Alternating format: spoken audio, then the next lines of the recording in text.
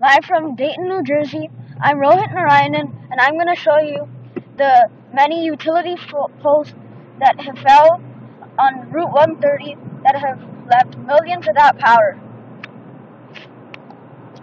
So, during Hurricane Sandy, its powerful winds blew over the trees, which led to utility poles falling, and after that, it was like a domino. It was like dominoes. So, we're getting closer. As you can see there, those are the PSE&G trucks repairing the utility poles.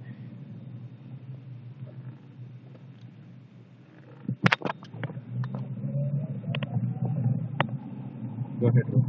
So, here are more trucks, and now here's where the damage begins. Can you close the window? No. No. The light comes in there. No, like even more. Record it, Peter. No, but like you can't see it.